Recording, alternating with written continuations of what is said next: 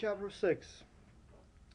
Today we're going to talk about the role of governments and the role of supranational organizations in international trade. Most of the international trade theories that we've covered so far assume that the traders are rational agents that are motivated by the economic feasibility and pretty much nothing else. So they sell when it makes sense to sell, they buy when it makes sense to buy. The truth, however, is that in many cases other factors intervene, and sometimes those other factors are so powerful that they may basically make an economically feasible trade completely irrational and vice versa. And so those factors certainly include governments and other institutions created to regulate trade. They can regulate trade in two different ways. Obviously, on the one hand, they can stimulate international trade. On the other hand, they can restrict international trade. And so in today's lecture, we're going to talk about the ways or the means that the governments have to stimulate or restrict international trade. Most importantly, we are going to talk about the consequences of each policy.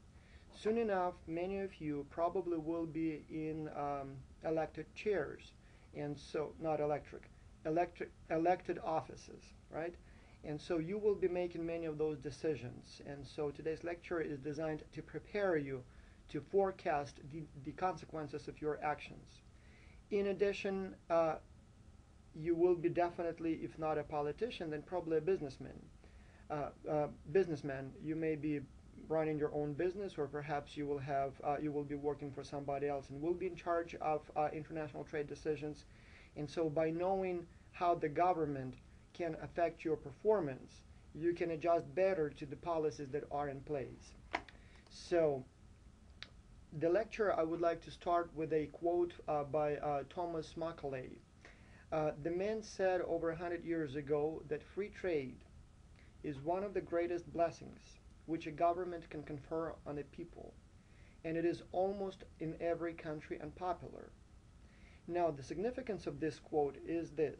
First, international trade, and we know that. Every economic textbook tells you that, and hard data collected over hundreds of years clearly and undisputably shows that international trade is beneficial, period.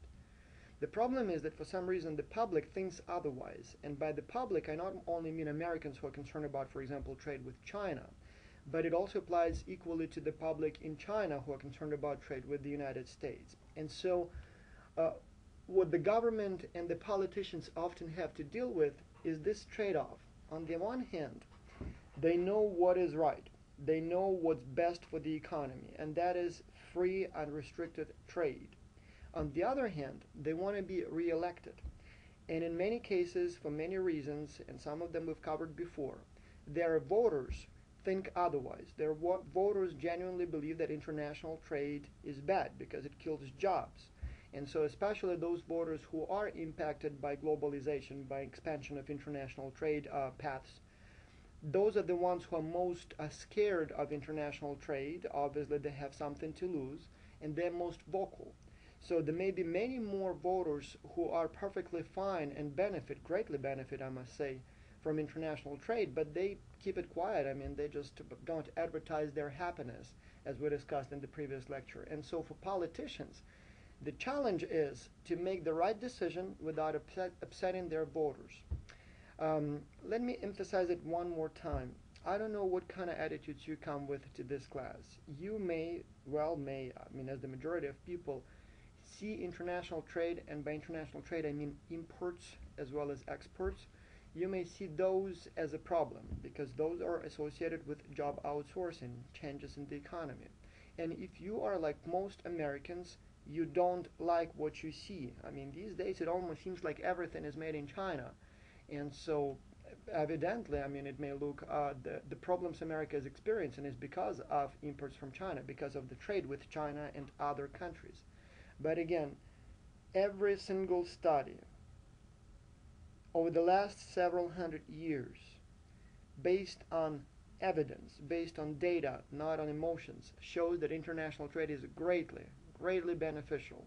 It has improved our life in many ways, and it has been improving our life from the times of the Silky Way all the way to today. but still, for many reasons, people don't like it, and so governments try to intervene to score some political dividends.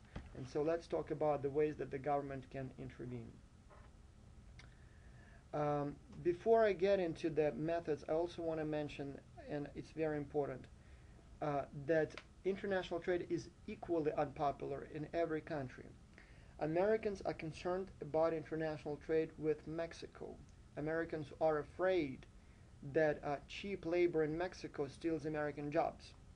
Mexicans are equally afraid of international trade with America because they feel that Americans, with their superior technology, will basically buy out Mexico. They're afraid of American companies coming in Mexico because, oh, look, everything is now owned by Americans. They're afraid about American products that often can be made cheaper, especially the ones that are capital intensive and not so much labor intensive, basically products made by machines. I was originally born in Ukraine and lived there until I was age 16, and it was exactly the same type of fear in Ukraine and still is. Ukrainians are afraid that if they integrate closer with Europe and trade more with Europe, Europeans with more money and better technology will basically flood their market with cheaper products that Europeans can do thanks to their money and technology. Ukrainians are afraid big time of Europeans, but Ukrainians are basically, well, I wouldn't call them Mexicans of Europe, it's not quite the same thing, but they're the poorer neighbor of Europe. And so Europeans are equally afraid of Ukrainians because Ukrainians actually have a fairly good technology and they have fertile grounds, soils, they have all the natural resources, and at the same time the labor is fairly cheap. So Europeans are very much against trade with Ukraine for the same reasons that Americans are against trade with China or Mexico. So the fear is both ways, and the restrictions or opposition to international trade can be found in every single country, and often on the opposite side of the border. And each side thinks that the other side wins and take advantage of us. Now, why would a government want to restrict or promote imports and exports? Why?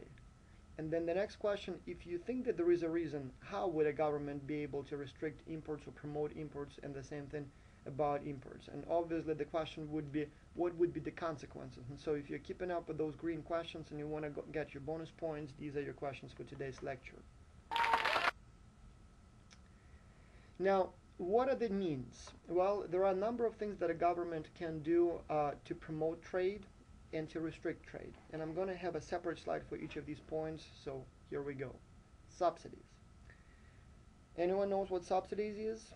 Well, you understand, right? The government basically pays you to either sell your products or to buy products. And so in international context, that would be subsidies to sell products to another country, or subsidies to attract products from another country. A few examples here would be, for example, the subsidies that the Chinese government was given to its tire makers. And so tires from China sold in the United States for a few years were subsidized by the Chinese government. So the Chinese government saw the need to expand the market of Chinese, often state-owned companies. And so for every tire exported, the Chinese government was basically given a subsidy to the manufacturers or makers of tires, and I believe it was around $20 a piece. That made the exporting much interesting, much more economically feasible, and so much exports from China and including into the United States occurred specifically because of those subsidies. The same things often are done by the American government that tries to stimulate exports from the United States, and in many cases the same may be applied to imports. If there is a particular product or natural resource in short supply, the government may subsidize imports of that product into the country. Historically, it would be applied to natural resources, but again, sometimes certain machinery would be subsidized, means of production, and other things that the government sees as important for the economy.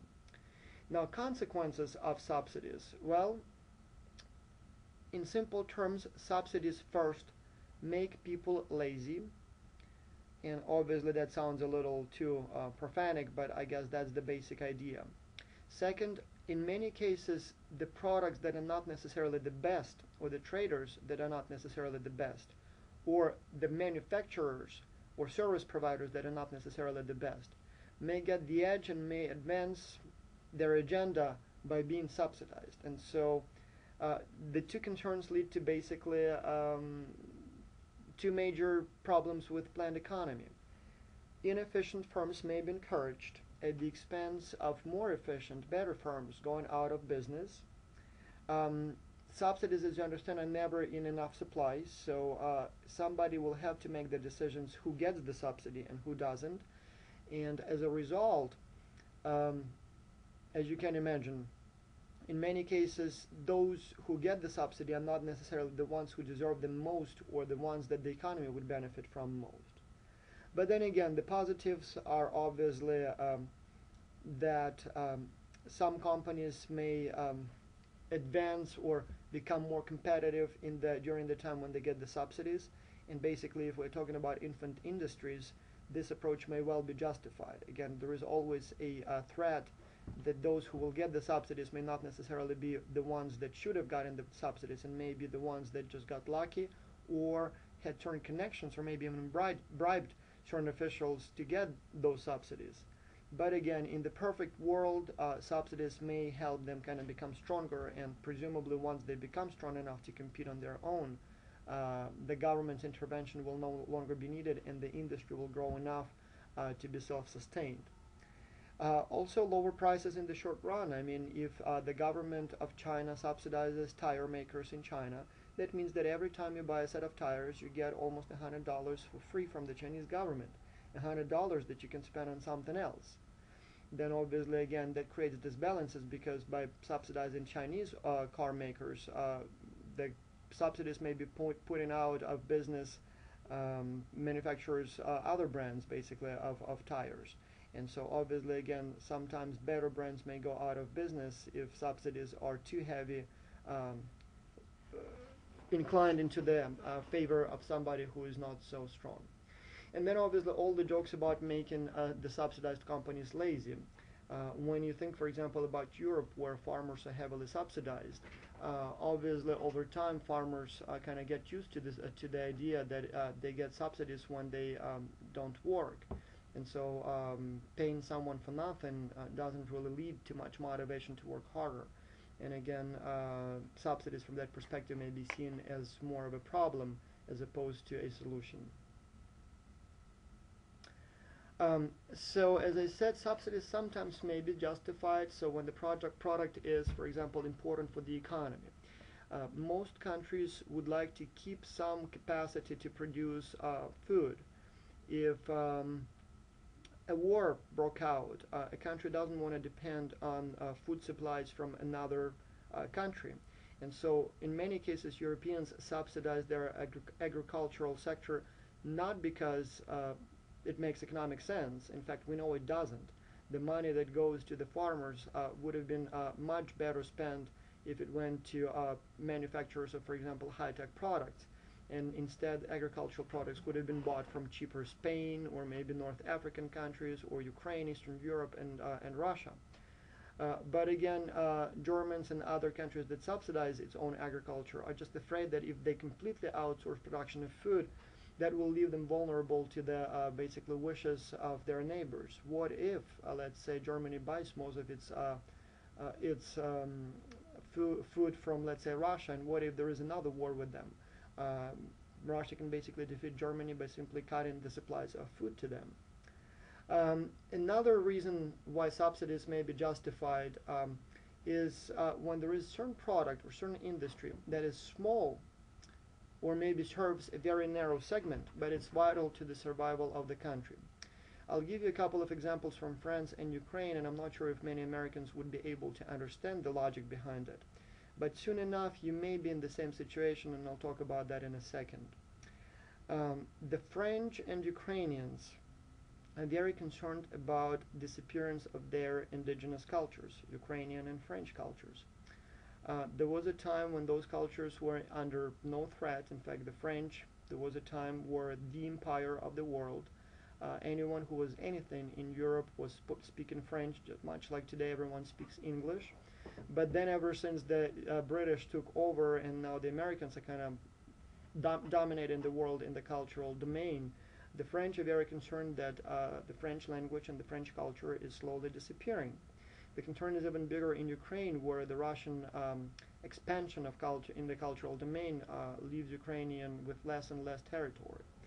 Uh, People in those countries feel that without their language, without their heritage, they will cease to exist. So they're basically afraid of Americanization in France and Russification in Ukraine.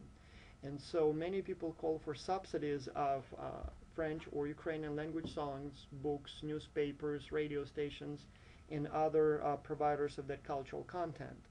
Economically, it doesn't make sense. I mean, if there is not enough audience or if there are not enough people to listen to those songs, maybe they shouldn't be subsidized.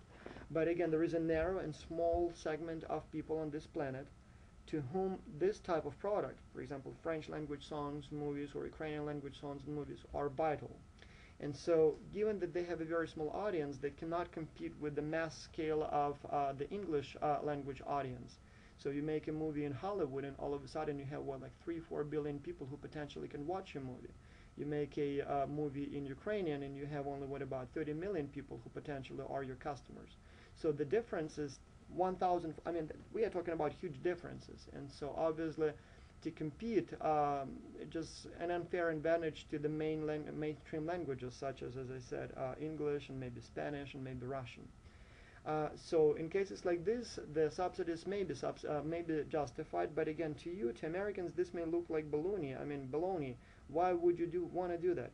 But let me give you a prediction here. If everything goes as it goes, and I'm not sure if any of those predictions are going to materialize, but some people say that soon enough Spanish will be the dominant language in the United States. Some fear that it will be the Mandarin language, Chinese basically, that will be the dominant language of the world. And within our lifetimes, we will see that again, the language will be so widespread that anyone who is anything will be speaking Mandarin and not speaking English, just like almost no one speaks French anymore, outside France obviously.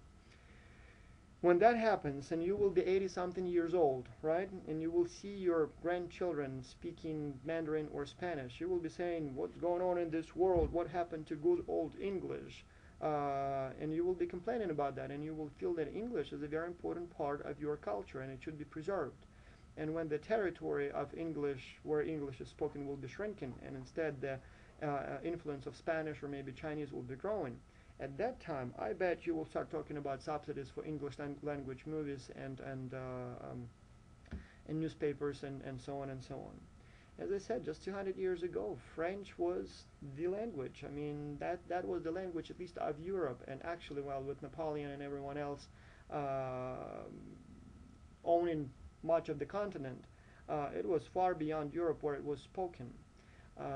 Before that, it was Roman, well, Italian modern kind in a sense, well, old Italian language. And again, everyone was speaking Italian. In a matter of just a century, that completely changed. And so there is a very good chance that by the end, of your life, and you're probably expected to live at least 100 years, you may well see the demise of the English language and the rise of another language. And so all those local MTV stations, that's the attempts to save that single product that is very important to the small segment of consumers. Now, export financing. Sometimes, and this is similar to subsidies, but not quite the free money as it is in the case of subsidies. Financing, that's when the government offers cheap loans to exporters so that the exporters could start exporting. It is expected that the loans will eventually be repaid, but the conditions under which the loans are issued are very favorable. So it is not free money per se, but if you look at the savings on interest rates, you can see that as a form of subsidy. Governments often offer export financing because, unlike subsidies, it doesn't look like it's unfair game. It just looks like, well, these guys wanted to expand into China. They needed money to build the capacity to expand in China, either build additional factory capacity to make more products, or perhaps buy some transportation means, I don't know, whatever else may be needed to start exporting, to break into that new market. And so we're giving them a loan, not free money, a loan. And the loan may be easier to get, It may be a cheaper lower interest rate. There may be all kinds of other perks. Um, in the United States, there are a number of government organizations, both local and federal, that are tasked with helping companies export. And so organizations that offer all those cheap financing options. And as you can imagine, the consequences are pretty much the same as those of subsidies. Yes, this approach may help startups or even big companies that are willing to explore opportunities in new in new customer segments or areas or markets. That may help those companies make that initial step. And so obviously this is an important tool in the hands of the government to stimulate exports of its own economy. In fact, for the United States, as you know, this is a very important deal because of the trade deficit.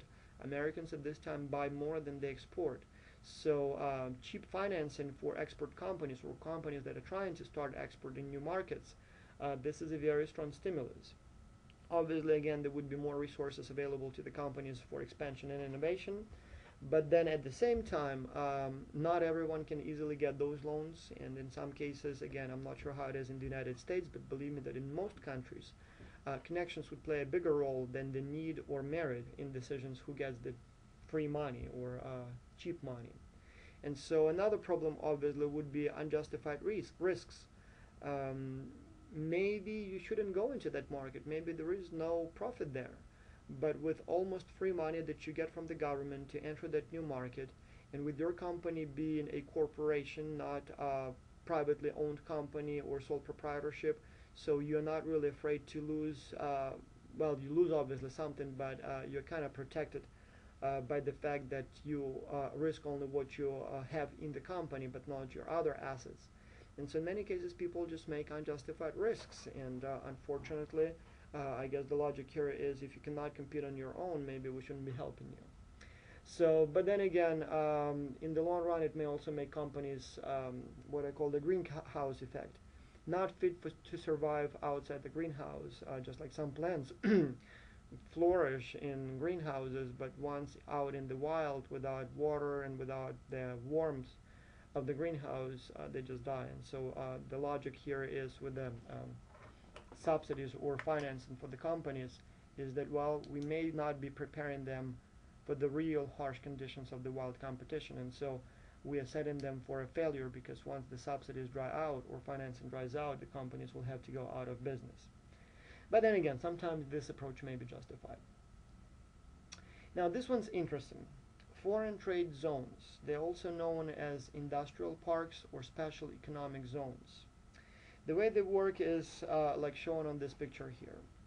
This picture here is a free trade zone or foreign trade zone in the Philippines. As you know, there was a time when the United States had a large presence of the military personnel in the Philippines. A whole industry sprung around those military bases. As you can imagine, soldiers need all kinds of services, from food to laundry to fuel supplies to even some private services, if you know what I mean. But then sometime later, in the 80s and notably in the 90s, the American troops started coming home from the Philippines. That region was no longer deemed as very important for the geopolitical agenda of the United States. And as the troops, and thousands of them, were leaving the region, the local people were left basically without the customers. So all of a sudden, all those thousands of customers that the local towns catered for, or catered to, all of a sudden are not needed. And so obviously economic problems have been experienced big time in those regions, and the government had to think of something how to minimize the consequences of the American troop withdrawal from the region. And so what they did was they created those foreign trade zones. What those are basically tax-free, import duty-free zones where foreigners can either make products or import products through, or basically transit products through. That makes it very interesting for foreign companies to come to that region. So in the Philippines, it's primarily industrial parks. What that means is that the Philippines government says, if you come to this region and you make your Nike shoes or whatever else in this region, We will not charge you any taxes. There will be no import tariffs. There will be no corporate taxes, and we may not even charge the personal income tax in that region.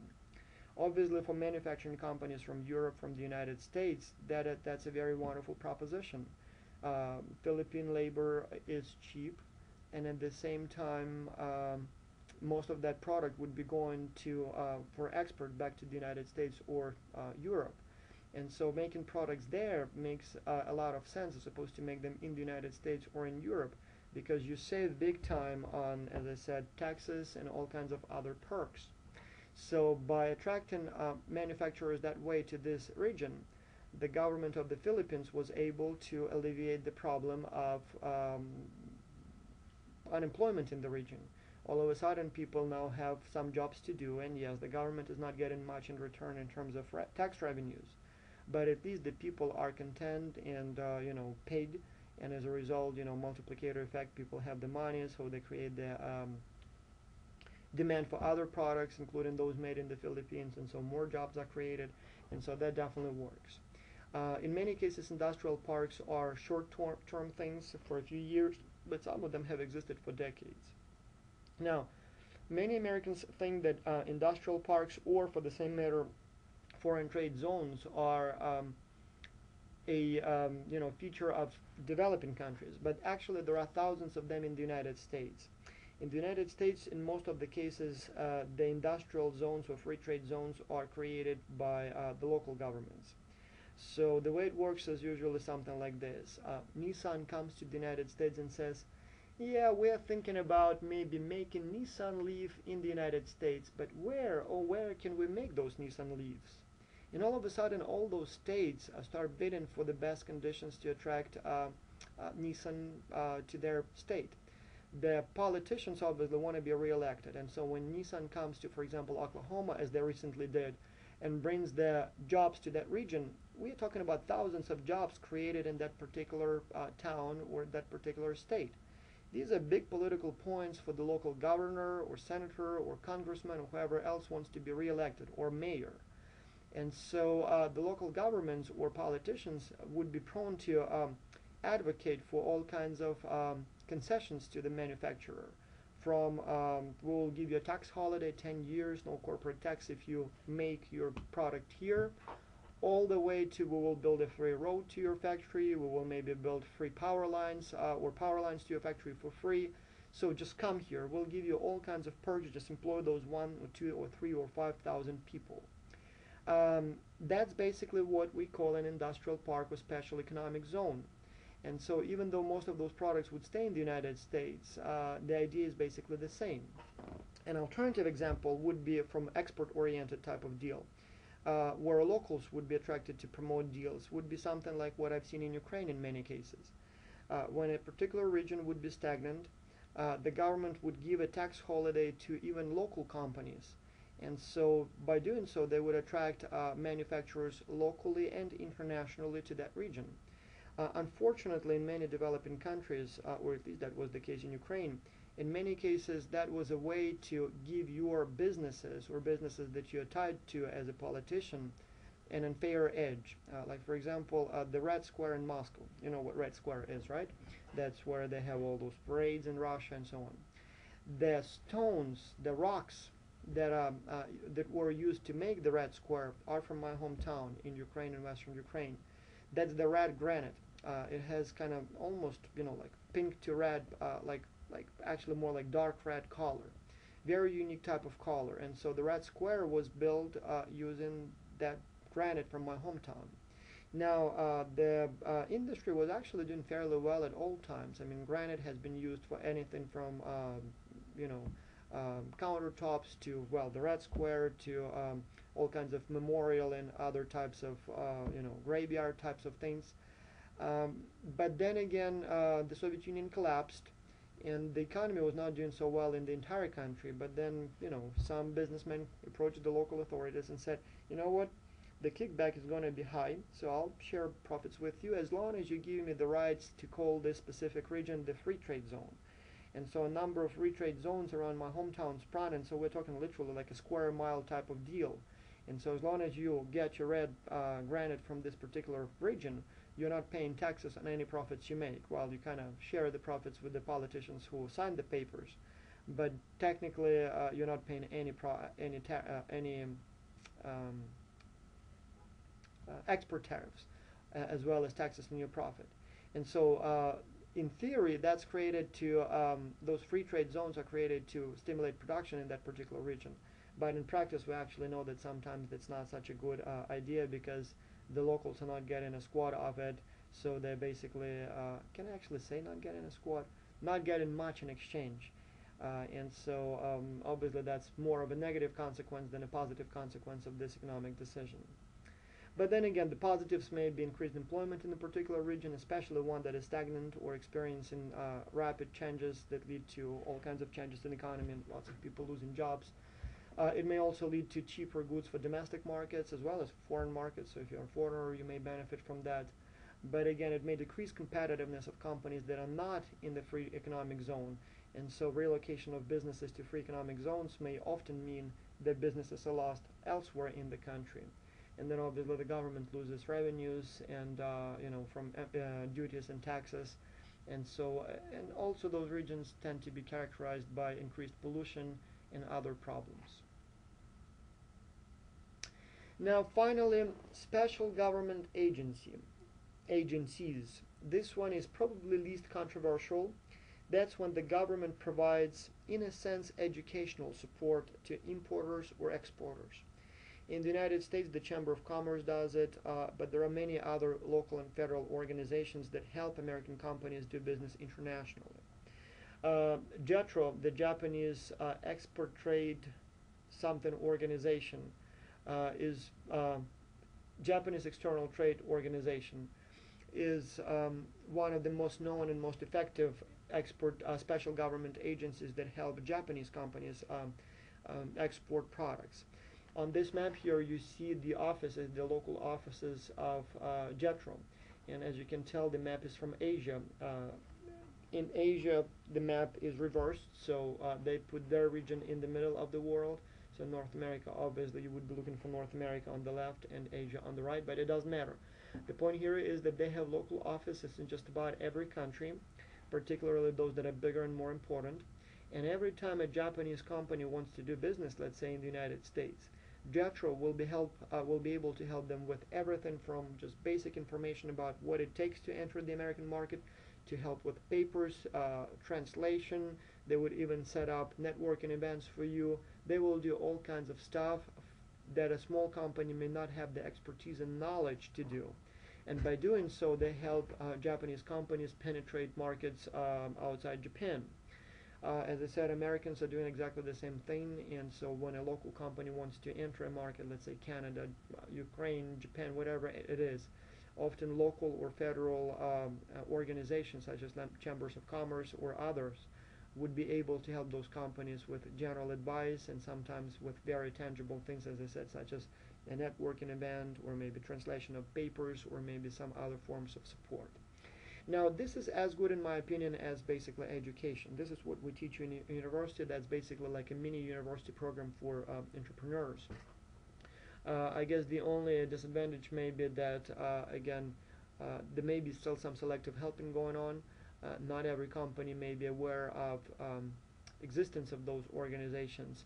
And so those who do know about JETRO or American Chamber of Commerce or somebody else, they may have an unfair advantage, and those not necessarily may be the best companies. But again, generally that's the information support primarily, and so this is hard to argue against. In fact, the only thing I guess I'm concerned is that there is not enough of that. I would certainly advocate for more special government agencies that provide information support as opposed to subsidies that tend to be much more expensive. Now here is your first question, and let's see if you would know the answer to it.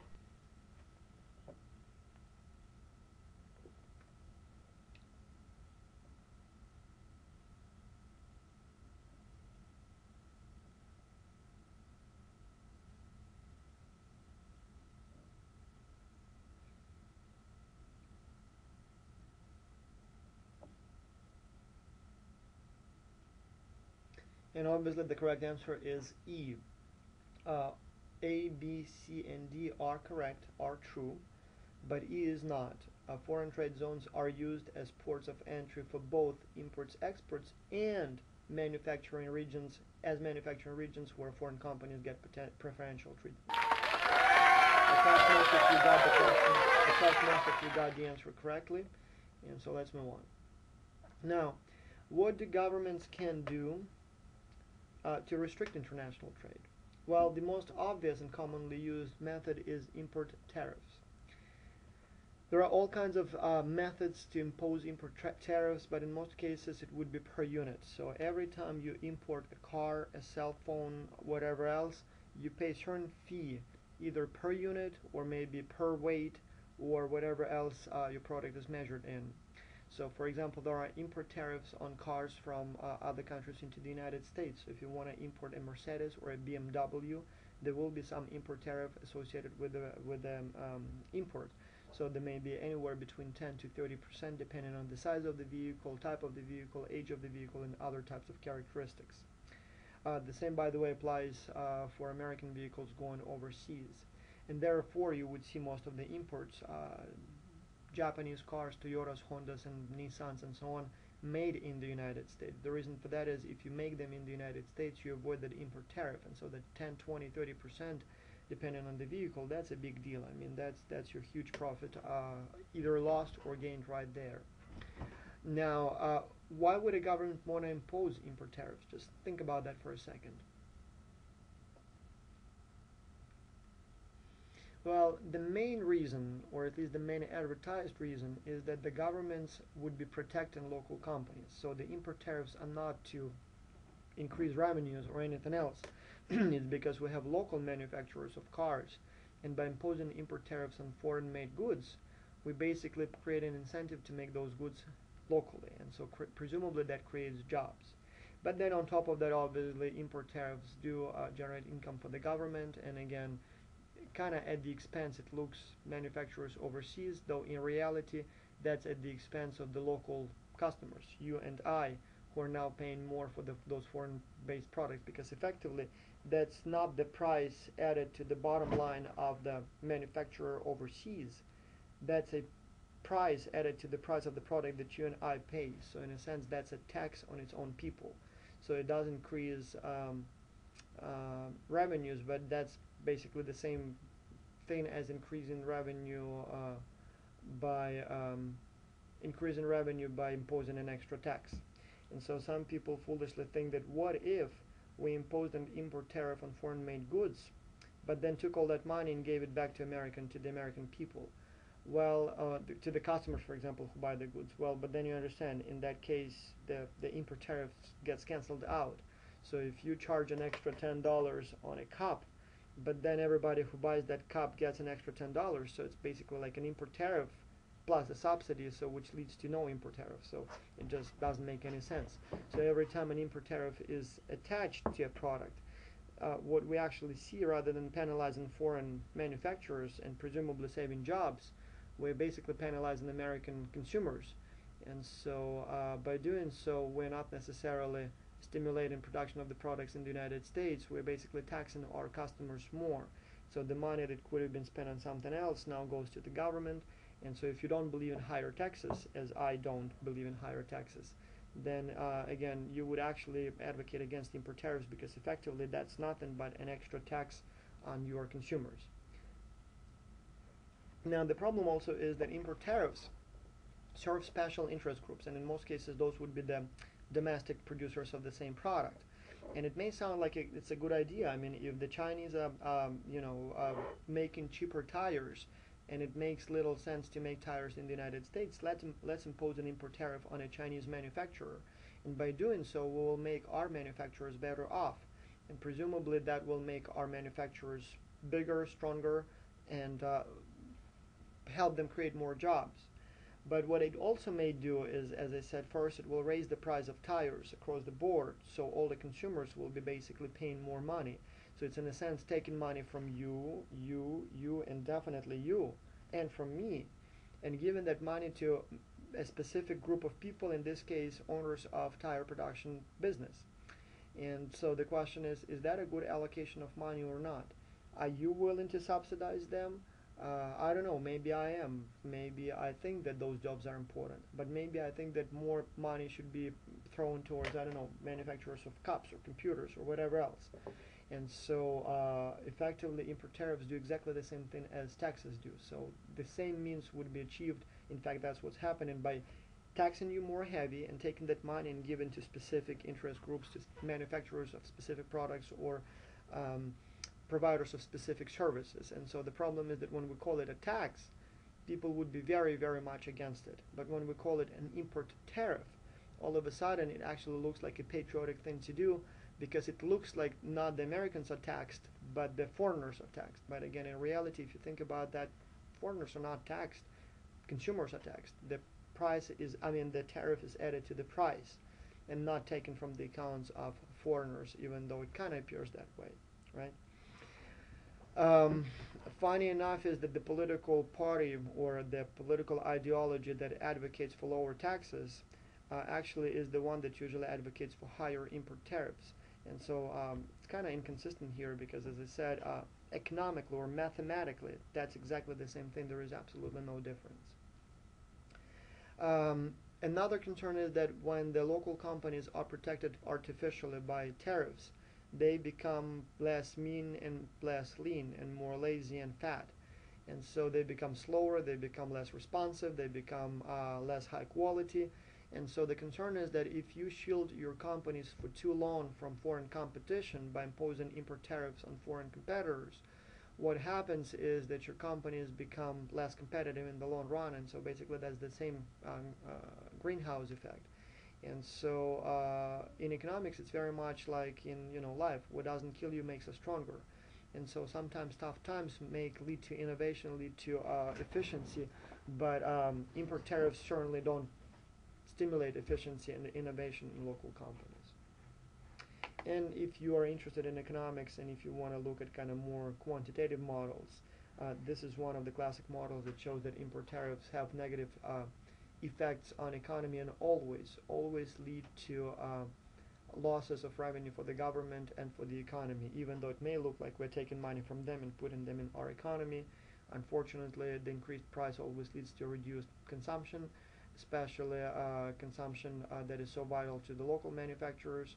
And so the model clearly shows that import tariffs don't make anyone better off. First, customers suffer. Second, foreign consumers, manufacturers suffer. But as a result of the increased prices, in most cases, the local producers also don't win in the long run, even though in the short run they are so obviously the interest group that benefits, but again at the expense of other industries and consumers, which may not be very good for economy after all. And yes, no worries, you don't need to know this model for the exam. It's just something that I wanted to cover so that you know what, that there is more to be said about it than just words.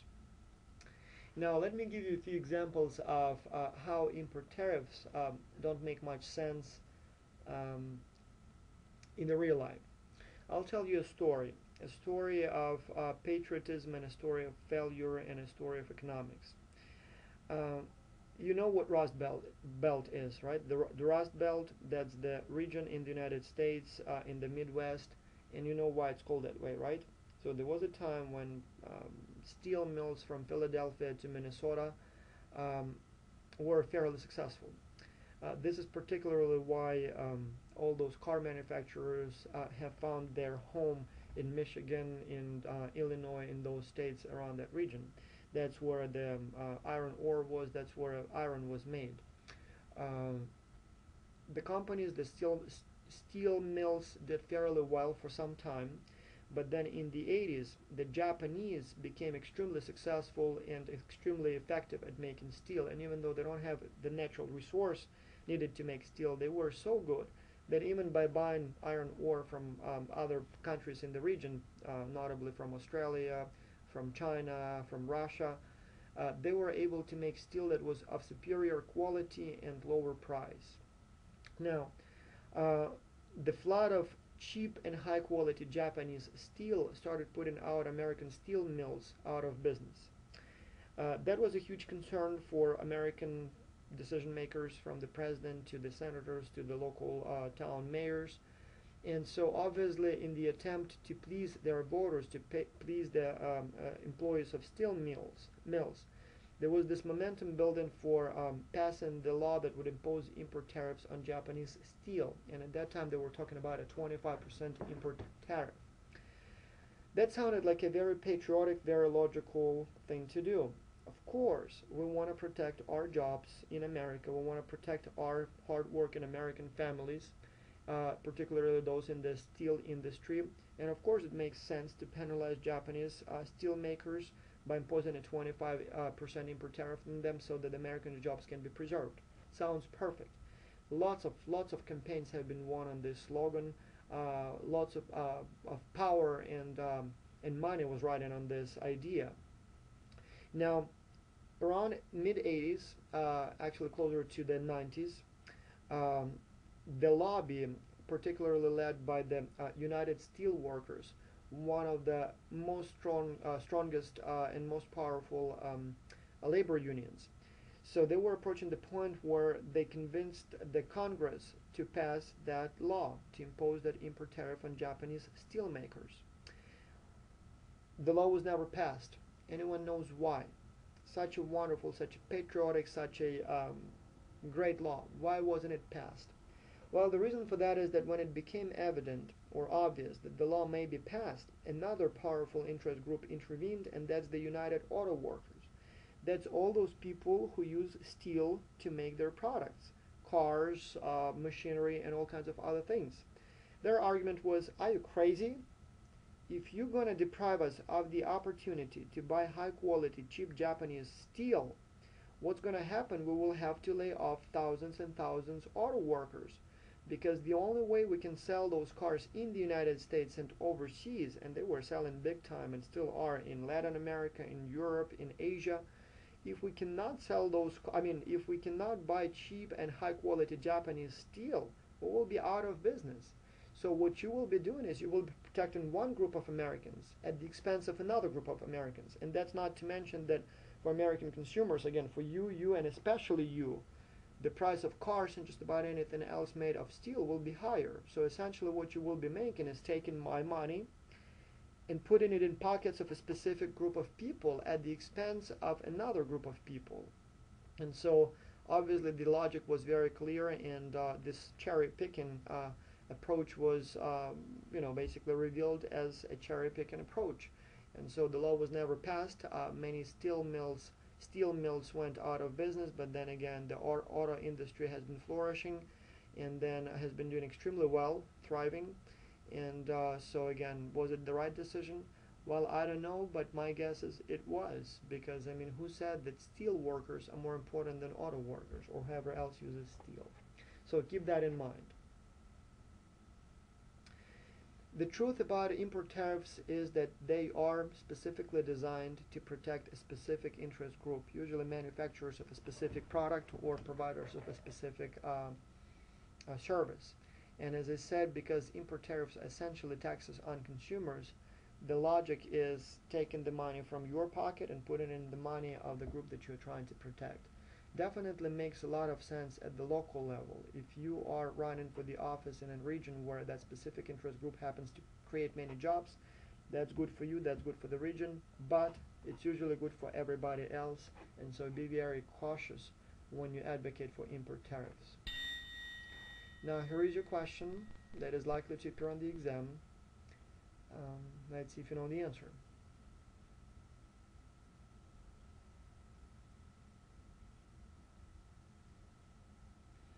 Now obviously the answer is B. Import tariffs do not raise consumer prices in foreign markets. Import tariffs make it difficult to import into your country, and so as a result more product stays out, and more products, that's increased demand, increased supply. Increased supply leads to lower prices. So B is the correct answer, and this one is tough. I did use this question on the exam before, and that's one that many people get wrong.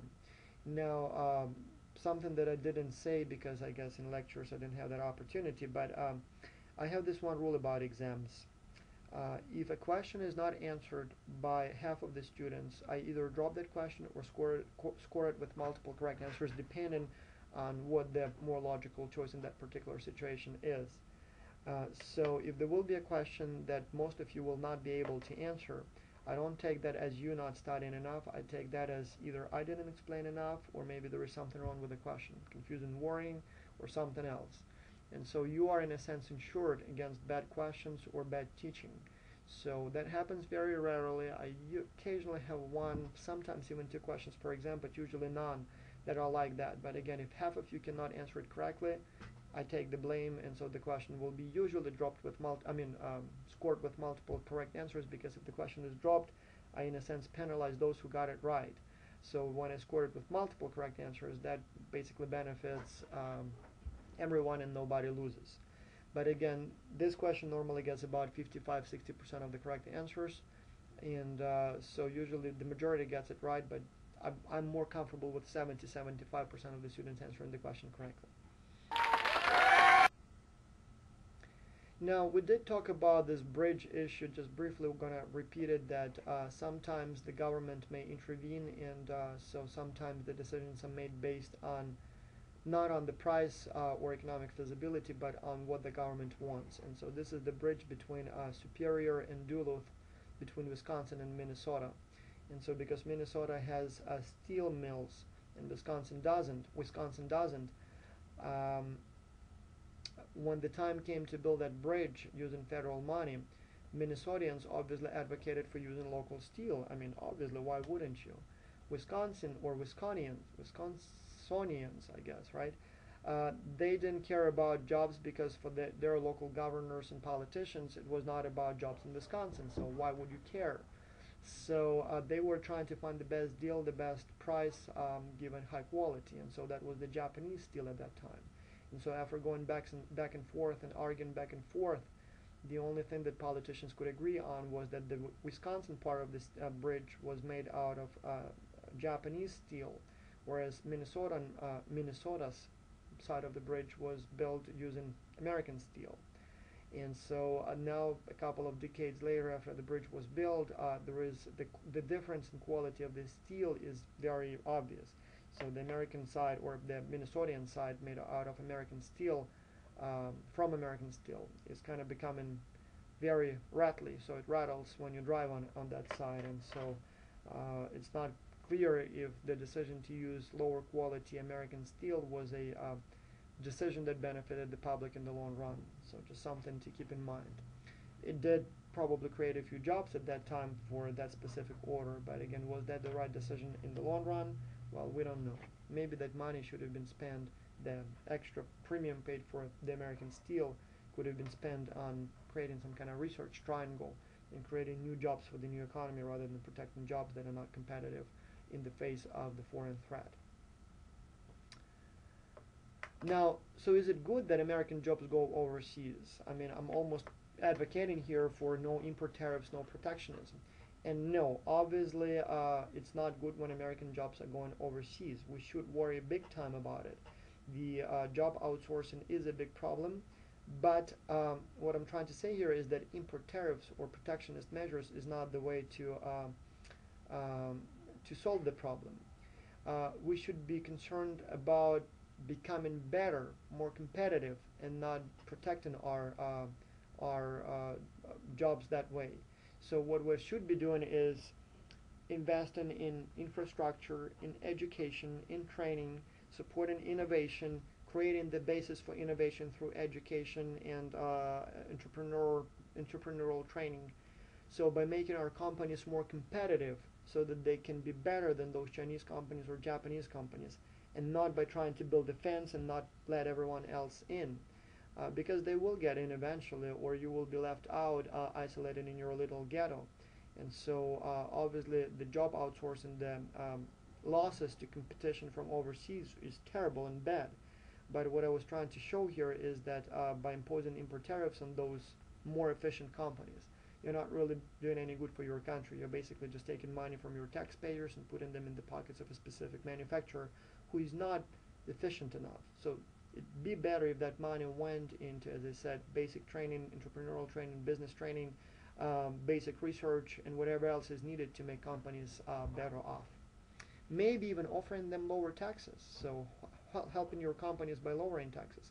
You know that American corporate income tax is the second highest in the world. Only Japanese are charging more, but only a tiny fraction more. So in the United States, entrepreneurs, those who are supposed to feed America, basically are taxed much heavier than what Europeans impose on their uh, uh, manufacturers and business people. What just about anyone else, even socialist Canadians, they even then they have lower corporate taxes, and so it would definitely do much better, much more good for American businesses if the taxes were lowered across the board, as opposed to taking money from one group of people, the consumers, and putting it in the pockets of another group of people, the manufacturers who are not competitive enough. And so it'd be better if their taxes were lowered and equally, so that the best would win, not the ones who had the stronger lobby in Washington, D.C. Sometimes import tariffs are used completely unwisely. For example, in Ukraine, there are heavy import tariffs on cell phones. I believe you cannot enter the country with more than 2 cell phones, and so import tariffs are very steep on those who are trying to trade with cell phones. The problem is that Ukraine is not making cell phones of their own, so import tariffs are nothing but a way for the government to kind of make some money on a popular product. But again, what that is, it may look like a wonderful source of revenue for the government at the expense of all those Nokias and Samsungs and iPads, and Apples. But the truth is that it's effectively just an extra tax on their own people. By picking a specific product that is popular among the people, you're effectively just taxing them more. And so if you don't believe in higher taxes, well, you shouldn't be advocating for a policy like that. And here, unlike, for example, with that steel import tariff, at least there was somebody who was winning. There was a specific interest group, steel makers, who would be winning. With the cell phones in Ukraine, completely absurd. No one wins except for those corrupt politicians that just basically put the money in their pockets or spend it on the needs of the state. But again, it would have been more fair or more honest to simply increase taxes, because again, effectively that's what they're doing here. Now, talking about tariffs, it's not only import tariffs, but there are also export tariffs. And the question is, why would you want to impose export tariffs? That's basically making your businesses less capable of exporting. So why would you want to do that? Well, there are a number of reasons why that may be the case. And so obviously one of them is to prevent export of strategic resources. Maybe you don't have enough oil in your country and you need it for the local consumption, and so you want oil to stay cheap, and by imposing an export tariff on the product, you effectively make sure that the price of the product stays low in your country and it lasts longer, so you have oil reserves for longer. And so by doing so, you're obviously penalizing your local oil companies, oil producers, but you definitely benefit the consumers. And so if you feel that a specific product is very important for the economy of your country, be it oil or maybe other natural resources, or maybe even a specific product, you might want to do that. The same may apply to, I don't know, maybe some technologies and other things that you don't want to leave your country. Sometimes you also might want to do it to restore the demand and supply balance. Again, let me tell you a story from my personal experience. As you know, in the former Soviet Union, there was a planned economy, and so all the prices and everything else was completely fixed. If you listen to my lecture on political systems and economic systems, I talked about that. Now, the country was not that poor. Here in the United States, it was presented as, as a country where people were struggling and stuff. But the truth was, yes, people were not making much money, but the prices were fixed at a very low level, and everything was extremely cheap. Much of the stuff was in a short supply, and so you had to wait for hours and hours to get the thing when it was available. But the prices were low. In fact, they were so low that, for example, a used car was usually about twice as expensive as a new car. Anyone knows the reason? Because to get a new car, you would need to wait in line for a few years. My father, for example, when he decided finally had the money to buy a car in 1977, he was on the waiting list for like 4 years. The car was only 5,000 rubles, local currency, so that wasn't really that much money. To make a car, you had to work for some time, but not for so long. But the problem is that you couldn't just buy it, and so the only reason my father could buy the car was because my grandma was a teacher in a rural area. And so the government had separate kind of quotas or separate queues for people of different professions. And so to entice people, entice, to stimulate or to provide incentives for people to work as teachers in remote rural areas, they would give them all kinds of perks. One of them being a shorter waiting time if you want to buy a car. So the only way my parents could buy a car was by basically getting that car, buying the car in the name of my grandmother, who didn't have to wait so long, and then once the purchase was made, my parents kind of changed the papers. Basically, it was a gift from my grandmother to my parents, and so my father then became an official owner of the car. The problem is that many people have the money and want to buy the car, but they just couldn't. They had to wait for years, and so in many cases they would pay twice the price to someone whose turn came to buy the car, and so that was kind of absurd situation. But now prices are fixed and prices are low. Everything from food to cars to like clothes. Particularly popular items were, like for example, linens and things like, all those bed sheets and other things.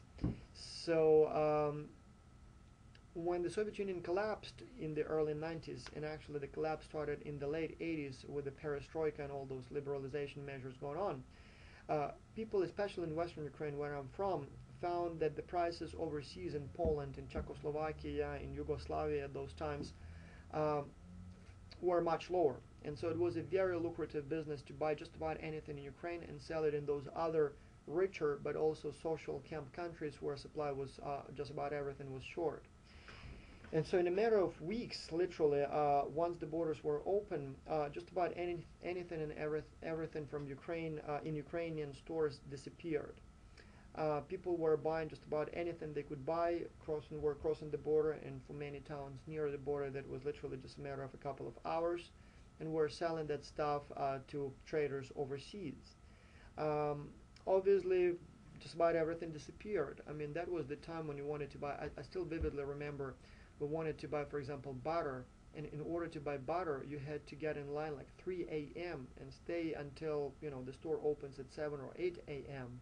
And then, the supply would last for the first 2 hours or so, and so the lucky few who were in line early enough would be able to buy the product, whereas everybody else was basically without that specific product for the day. It was actually kind of absurd.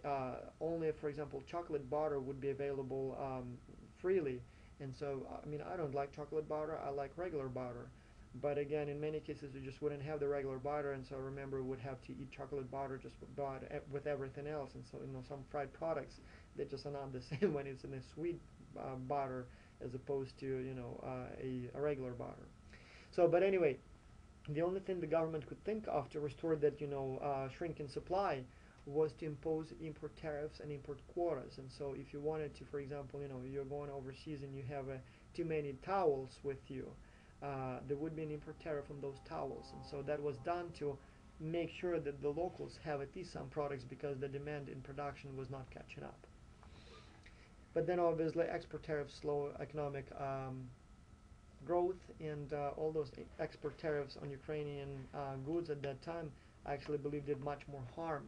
Yes, in the short run we went not hungry, but it also made it less interesting for the local companies to make those products because supply in the basically demand was artificially limited because demand of foreigners was limited by the export tariffs, and so economically it didn't make sense to make more of those products because you couldn't export. And so in a sense that was a protection of consumers, but at the same time a huge loss for the manufacturers. And maybe, just maybe, if those import tariffs were not imposed, there is a good chance the production capacities had grown at that time, and so we would have had more production at that time. And then obviously again all those political wars, like in Canada, oil-rich country, most of the oil companies are actually not Canadian companies, so Mobil, Shell, all those companies are there. And so every time something goes wrong, the politicians are trying to score political dividends by increasing their royalties, which is effectively an export tariff on natural resources. And so the consumers kind of tend to like it because they feel that all those American companies extracting oil in Canada, yeah, we gotta charge more because this is such a valuable resource. And probably that is true. I mean, it's hard for me to be impartial because I mean, Canada is my country of citizenship, and Alberta, the province where the oil is, that's the province where I consider my, that's my home essentially. That's what I consider now my home. And so it kind of feels good when the politicians say, yeah, let's tax all those American companies, oil companies, heavier. What actually that means also is that oil in Canada becomes more expensive, and so Canadians pay more for gas than Americans do. And so in a sense, I'm kind of getting something, or state is getting something, but I'm also paying more. And so it's a question whether or not it's actually doing me more good or more bad. So, but again, this one is a little disputable. Now, can you think of any products made in the United States that should be taxed, or that export tariffs should be imposed on them, and so they should not be leaving the country? Can you think of anything? Normally students talk about weapons, talk about again natural resources. It's hard to think of anything else, but there may be other things. Now, import quotas. You understand what import quotas are and how they are different from import tariffs. A quota, unlike an import tariff, is a limited number of products that are allowed to leave country or enter country. So with import tariffs, the number of products sold into or outside or out of country is not limited, but for every unit you sell, you have to pay a tariff. It's usually a percentage of the value of the product. With quotas, there is no financial disincentive there, but there are only so many units that can enter or leave the country. And so as you can imagine, the effects would be pretty much the same as those of import tariffs. The only difference is that when there is a limited number of products allowed into the country, the decision, it becomes a need to make the decision what company would be allowed to import and what company would not be allowed to import. And in many cases, those decisions not made based on quality of the product or something else, but on personal connections of the traders. Quotas can also be imposed not, countrywide, this is how much we will accept, and we don't care if it comes from one trader or from multiple traders. But it can also be a quota per trader. Like when I said in the 80s and 90s, when you were leaving Ukraine, you couldn't take more than, for example, 2 pounds of sausages with you or 2 bottles of alcohol with you. So the limit was per person or per truck and not per, countrywide thing. But again, other than that, the idea is exactly the same. On the good side, it presumably protects local manufacturers, may generate some income for the government, though in this case, obviously, it's much less of an issue, and may restrict unwanted products entering the country. But then obviously, again, the negative sides are that, a particular interest group benefits at the expense of everybody else, and usually everybody else being the consumers who pay the higher price. Due to reduced demand, the price goes up. Plus in addition, again, local companies are shielded, and so as a result become less innovative, more lazy, and as a result less competitive in the long run. Sometimes there are quotas or other forms of restrictions on products that, I'll give you an example and you decide if it's a good thing or a bad thing. You know that Canadian healthcare system is completely different from the United States, that of the United States. And what Americans know is that it's socialized, but what they don't know what exactly it means. And what it means is that not only it is completely free to Canadians, which is a big deal. I mean, here in the United States, somehow people look down upon the Canadian system, but in Canada, that's what Canadians not only love, but that's also what they are very proud of. So people who are the makers of that reform in the 80s are some of the most popular and most loved Canadians. So that's basically their George Washington and Theodore Roosevelt. So, I mean, those are the people who Canadians believe made some of the best decisions for the country. But anyway, Canadian doctors make less money than American doctors, and one of the reasons for that is that the government negotiates with the healthcare providers the prices. And so unlike in the United States, in Canada, prices on just about any medical product are much lower. And even though Americans joke that, Canadian healthcare quality is not as high, I don't think that's the case. If you look at any tangible outcome of healthcare, like life expectancy, epidemic rates, infant mortality, all kinds of other measures of effectiveness of healthcare system, Canadians beat Americans hands down. I mean, they have a much better type of outcome, so they're healthier, they live longer, all that kind of stuff, and the price per capita, what the money spent per capita countrywide on healthcare in Canada is about 45% of what it is in the United States, so less than half. But one of the benefits of that system is that the government negotiates the rates on all kinds of procedures that the doctors provide, including, for example, drugs. And so Canadian medications, meds, are much lower, cheaper than they are in the United States. The funny thing is that most of those meds are actually made in the United States, not in Canada.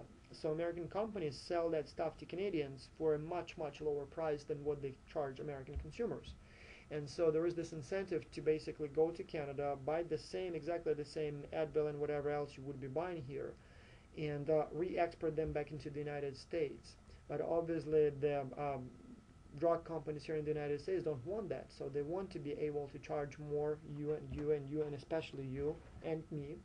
And so they've been very effective at lobbying restrictions on re-import of Canadian of drugs from Canada that are originally made in the United States. And so as a result, Americans pay a substantially higher price for medication than Canadians do. But the reason for that is, I mean, technically with the free borders, it should have been equalized back. If it's cheaper there, just buy there, bring it back to Canada. But no, you can't. There are all kinds of restrictions on imports of medical equipment and medical drugs into the United States. And so as a result, I guess that benefits the drug companies, but definitely makes you and I poorer. Some people argue that it's actually a good thing because American drug companies have more money for innovation. That may be the case. Definitely pharmaceuticals in the United States are much more innovative and much more effective than just about anywhere else in the world, and so that may be a justifiable reason. But then again, pharmaceuticals in Israel, well, just about in any other developed country, are actually doing fairly well too. So it is not clear if this policy just benefits a specific interest group or makes the society better off as a whole. We know it definitely costs you money, but again, is it justified or not to take money from your pockets in the form of higher insurance premiums or higher drug prices and put them in the money of drug makers? Well, if we did the same thing with another industry, let's say computer makers or car makers or cup makers, maybe American cup makers or car makers or computers makers would have been also better than anyone else in the world. But again, are you willing to give some of your income to make them better off and more innovative?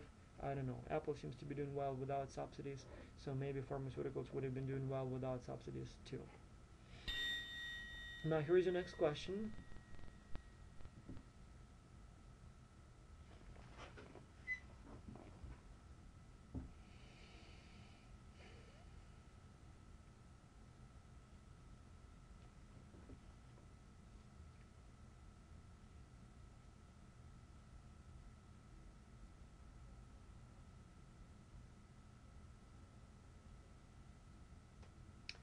Well, this is a tricky question. I actually don't like it, so I don't think it will appear on the exam in exactly the same form. The correct answer is B. So the idea here is that what doesn't kill you makes you stronger. So if you impose an export tariff on US made products, manufacturers of that product will have to adjust, will have to become meaner, leaner, more innovative if they want to survive. And so the hope is that by making their life tougher, we will force them to become more innovative, and we will hopefully make them better off in the long run, even though they may not recognize it today. Just like when you train your kids, make them make morning exercises every morning or run to a swimming pool every day. Well, it's tough on them today, but that will definitely make them stronger and fitter tomorrow. So that's the logic, but again, it's a little too tricky, and so I don't think I will have this question on the exam in the exact same form. I may just change a little the response option. Now, export quotas, as we said, that's basically the same idea, and I talked about all that, restrictions on exporting products from Ukraine. And so here I have a picture from the 80s and 90s. That's basically people are trying to sell their products. That's the type of bags they used at that time to move their product from Ukraine to neighboring countries. And so that was a big business, but again, that led to disappearance of just about any consumer product in Ukraine, and so the government couldn't think of anything better than to impose export quotas. And so obviously that made the consumers better off in Ukraine, but then the problem is that first it was in many cases associated with favoritism, so when everybody couldn't export, but some, those who either bribed or had connections, could. But then obviously again that also undermined the competitiveness of the local companies, because if you want to compete and sell your product in the global arena, all of a sudden, unlike others, you have to pay a price. So you cannot sell many products if there is a quota, or you cannot sell products as cheaply as everyone else because you have an export tariff if it's a situation of the export tariff. And so obviously that makes it kind of tricky. More recent examples, talking about export quotas. You know what rare earths are, right? Rare natural minerals and other resources. Rare earths. Now, they're not really that rare. The United States has many of those unique rare products. And we're talking here about, for example, things like, I don't know the name of that thing, but like a super strong magnet, cadmium something, not your regular magnet, but a different type of thing that has magnetic properties. It's like 50 times as strong as a regular magnet. So we don't need much of that. So there is like a 1 milligram of that thing in an iPhone. There may be also a few of those, like milligrams of that thing in, for example, GPS devices, but we need some of it. Now, extracting that product in many cases is associated with pollution and all kinds of other health hazards. And so most of the developed countries were not extracting those rare minerals, but instead would be buying them from developing countries like Russia or China. Now, China didn't care that much about pollution, and so historically it's been #1 supplier of rare earths. Now, what that led to is that China holds about 90% of the world supply of all those rare materials. Now that China is becoming powerful and stronger and also has more production of its own, China has an incentive to give an unfair advantage to its companies by basically restricting exports of rare earths. So by doing so, all of a sudden you can no longer make your iPhones, iPads, GPS devices outside China, because you wouldn't have that essential component. And so the WTO has received a number of claims from other countries saying that China is manipulating its basically trading based on unfair principles. And so it's very difficult to work with, and so hopefully soon enough there will be more production of rare earths going on outside China. But at this time it's a very easy way for China to basically lock in production of just about any electronic equipment in China. Because again, how can you make all those products outside China, like iPads, when that 1 milligram of that one green substance, or whatever the name of it is, all of a sudden is not available? So would you make the whole thing here and then just move it to China just to enter that one last component? So that kind of makes it very difficult. WTO ruled to remove the barriers, but again, China is not budging in, and it's probably going to be a long war before the balance is restored. Another example, and it's a recurrent example, is that sometimes it's not so easy to impose export quotas. Export quotas are particularly popular in countries where a particular product is the only product that the country exports. Like, for example, OPEC countries, OPEC, the oil producers, most of their revenues, government revenues, come from oil. Kuwait, Saudi Arabia, United Arab Emirates, those countries don't really have any other source of revenue. That's pretty much the only industry they have, and they are trying very hard to develop capacities in other sectors. But still, oil accounts for a huge, pretty much, the absolute quantity of government revenues. So by trying to protect that industry, the government basically benefits the whole country. So unlike with the steel and auto workers here, by trying to protect one, you hurt the other. There, you just protect one and there is no the other, so you just protect one. And so obviously they have an incentive to increase oil prices. And so in the 70s, as you know, OPEC successfully imposed export quotas on oil, which raised the prices of oil, which eventually basically benefited all oil producers. And the effect was the same, or the idea was the same as the monopoly. So limited supply leads to increased prices, and you can make more money on lower quantities. In 2008, the economic crisis, as you know, led to a sharp drop in oil prices.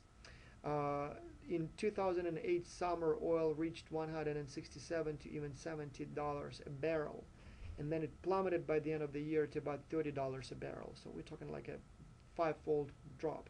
This is a huge, huge drop.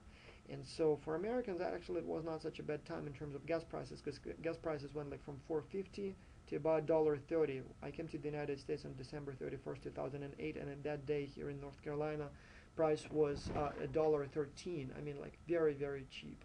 It went up eventually, and obviously now it's over $3, but it was very cheap at that specific time. Now, companies or countries like Russia, OPEC countries, for them that was a huge loss. I mean, that's like your government revenues dropped 5 times right there, like big time. And so obviously they wanted to raise the prices back up, and so the leaders of OPEC countries gathered together and negotiated new export quotas on their oil in the attempt to reduce supply and increase prices. The problem was that the drop this time was so huge and so severe, and the times were so tough and uncertain, that many of those dictators or other forms of governments in the oil-producing countries had a very, very strong incentive to increase their revenues by selling more oil, not less oil. They simply couldn't wait for those few months when the prices will go up due to limited supply. And so this time OPEC wanted but failed to restrict the quotas, because there was this huge incentive to free ride. So every country was thinking, yeah, you guys, you restrict exports of your oil, but while the prices will be going up, I will increase exports of my oil so that I can make up for those losses and still keep my people away from revolution. And so as a result, they couldn't come to an agreement, and as a result, the oil production quotas were not limited or were not set. As a result, oil stayed low, and as a result, at least in part, the Arab Spring started there, because the government was no longer able to provide as much free money to its citizens as it used to, and so as you know, many countries in the region suffered big time, and so as a result, many governments have been overthrown. But anyway, that's just something to keep in mind. Now, embargoes, you know what an embargo is, right? The most known and probably the only huge example of an embargo would be Cuba. In Cuba in the 70s, embargo was imposed in Cuba by Americans, and American allies basically supported the idea. And so embargo basically made it impossible to trade with Cuba. As a result, still today on the streets of Cuba, all the cars would be, made in the 60s and 70s, because nothing new entered the country from that time. And because Cuba is not making their own cars and not making other things, they basically still use imports from those times. Now the question is, was it a wise decision or not? Most Americans these days don't even think about it anymore. I mean, big deal, little Cuba, so what? Not like it's a big thing. But evidently the embargo was not really doing much in terms of advancing the political agenda of the United States. Cuba remained hostile to the United States. It remained communist, and so didn't really make much good there. What really happened was that Cubans lost it big time. I mean, obviously they were deprived of the opportunities of free trade. And by the way, those of you who advocate barriers on free trade, if you think that it will help you, well, look at Cuba. Obviously there were other factors at play, but I mean, isolation from the rest of the world and not participation in free trade didn't lead to increased production in Cuba. It actually led to stagnation. And so that's a living proof of the dangers of restrictions on free trade, and actually benefits of free trade if you take it kind of the other way around. But obviously Cubans lost big time, but also Americans lost. Like for example, Canadians allow their citizens to go to Cuba. Americans cannot go to Cuba.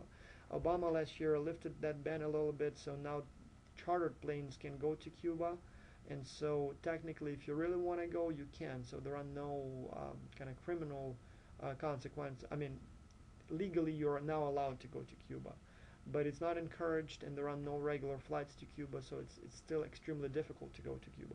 Well, Canadians can go to Cuba, and there are flights between Canadian cities and Havana, and so Havana, and so Canadians basically benefit. It's one of the most popular destinations for Canadian tourists. Unlike Mexico, Cuba is extremely safe and even cheaper, and so Canadians can go on vacation in Cuba, and you can't.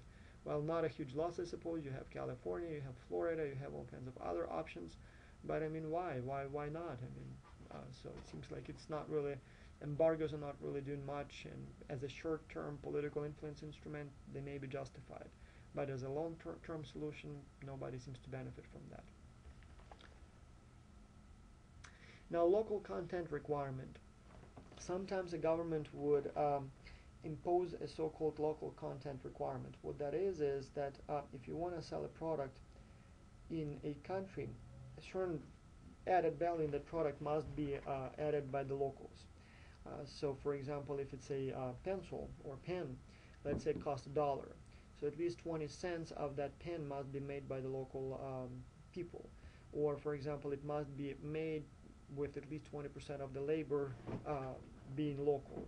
Or if it's, let's say, a radio station, so a service, entertainment service, at least, let's say, 20 or 30% of the music must be played in local language, and so on and so on and so on. Now, this sounds very reasonable. I mean, it sounds like, you basically are forcing foreign manufacturers or service providers to hire locals, because otherwise they wouldn't be able to sell their product or deliver their service. The problem may be that the locals may not always be qualified to do that job. Another problem may be that there may be just not enough locals who can do the job.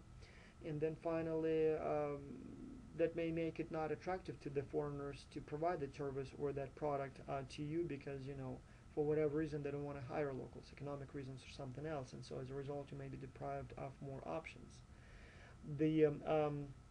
Obviously, the incentives there are particularly relevant when we talk about, as I said, like, for example, cultural things. Like, for example, in France, most of the radio stations and most of the TV stations are, not most, all of them are required to play at least 30% of French language music or movies. And so by doing so, it kind of forces and gives some help, or provides some help to a French language artists to stay alive. Does it benefit the French public? Well, again, from America, it looks like it's unfair competition. But when you are in France, you actually kind of realize that, yes, French language is losing its grounds. The same thing with, for example, Ukrainian language in Ukraine. And without those restrictions, they may just vanish out of the, of the world. And from here, it looks like it's not a huge loss. But again, when you're 80 and when Spanish is more popular than English, I'll see what you're going to say about English at that time and support for English. So again, I'm here not to judge. I'm just saying that, that's one of the things that are happening. Now, this one is big. Currency controls.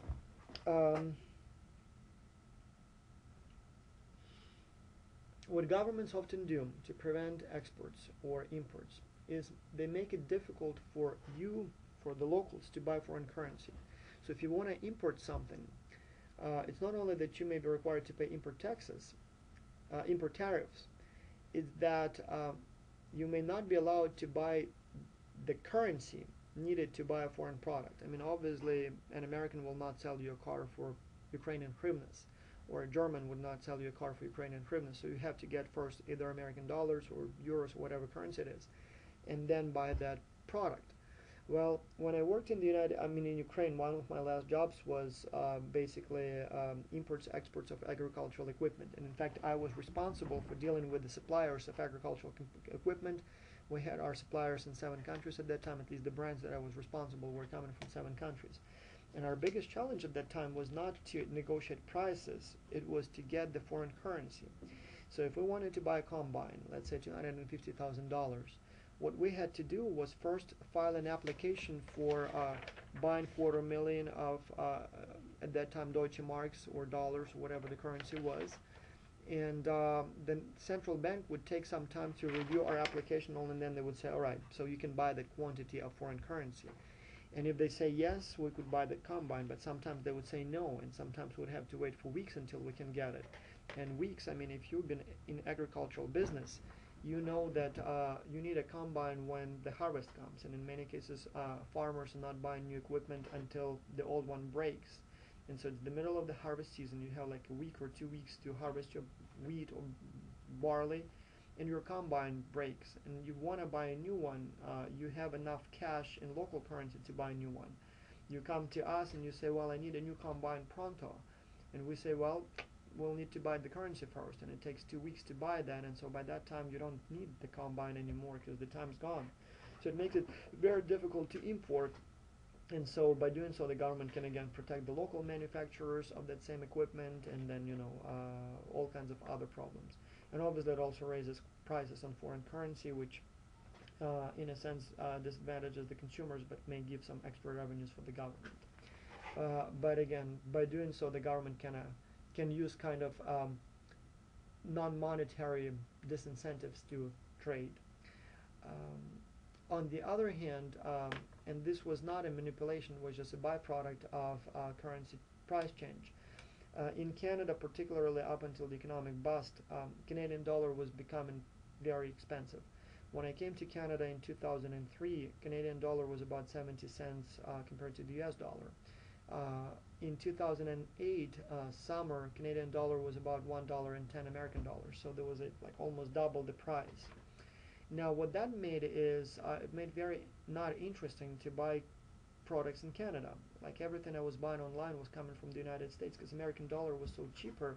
The prices were just not keeping up. The US dollar was falling, Canadian dollar was rising, so I could save 10 to 20% on just buying the same product in the United States.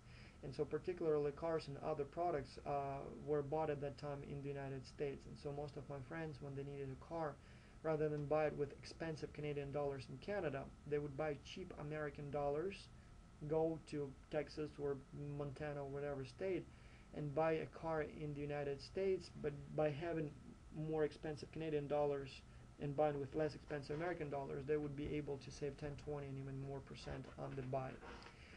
On a expensive Lexus, for example, you could easily save $20,000 just by buying it in the United States, and so that was a big deal, and as well as a big business. But in a sense, what that did was it kind of made it less interesting for Canadians to buy local and more interesting to buy American. And so in a sense, that was stimulating trade with America or imports from America, but actually at the same time made it very not interesting for Americans to buy anything Canadian. So actually that was causing more harm economically to Canada than good.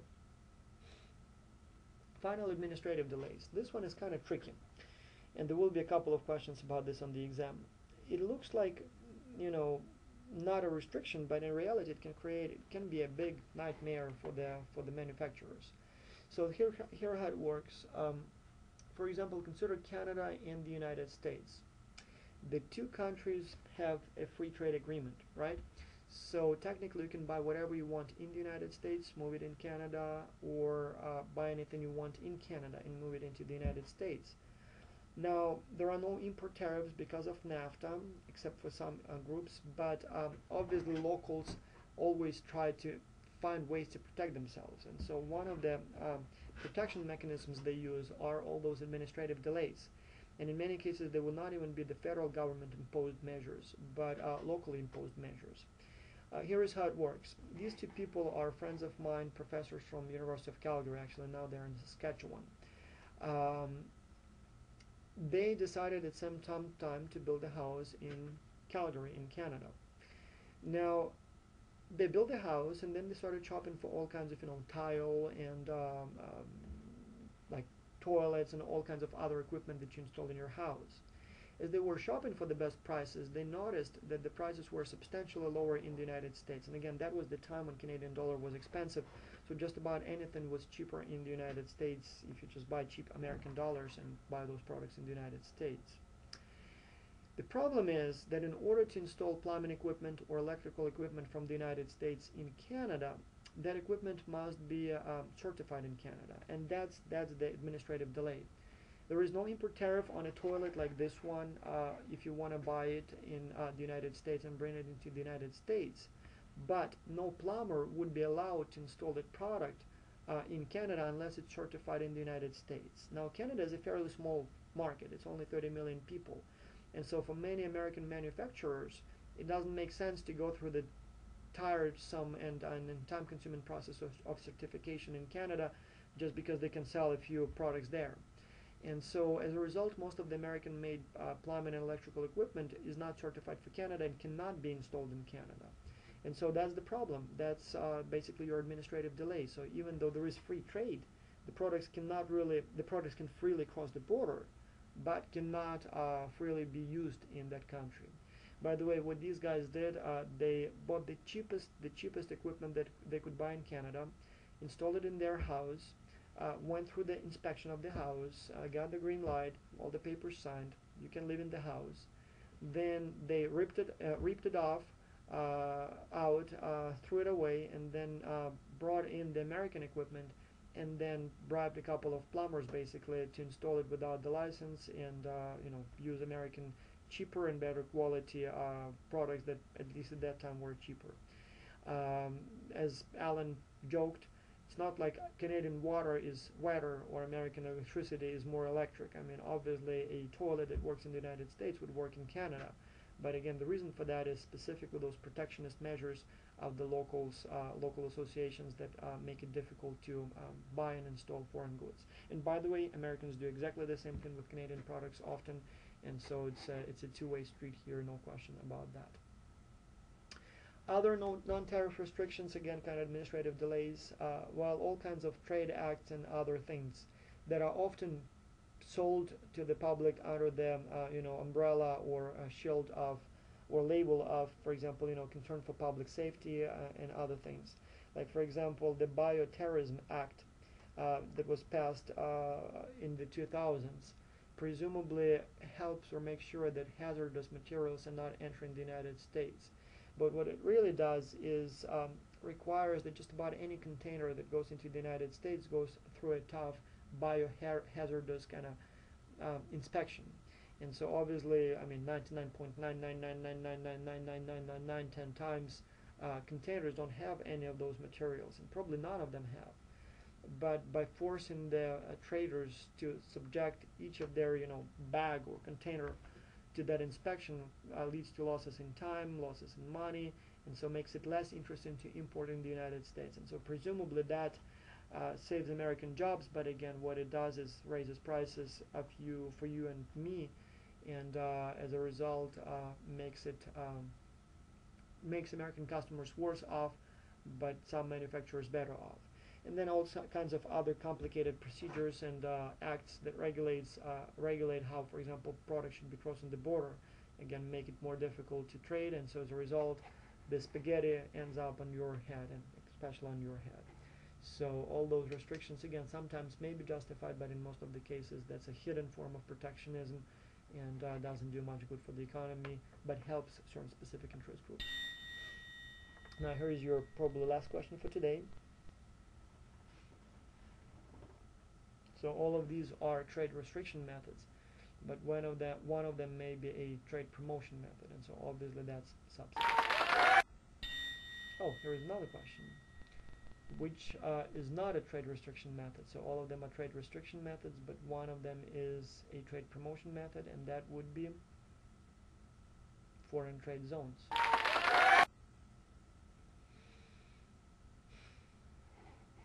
Now, economic motives of trade restrictions are obvious. You're trying to help and protect your consumers, but what unfortunately it leads to often is to making companies less efficient and less competitive in the long run.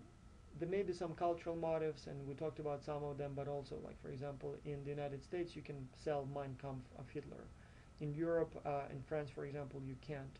And so this is more of a cultural motive or societal motive, justified or not, I don't know. I mean, I'm for free trade, including of such products as Hitler's Mein Kampf. I mean, it's not necessarily going to make me a fascist, but at least I will know what fascism is about. But again, some people feel that it would be even a bad idea to sell it.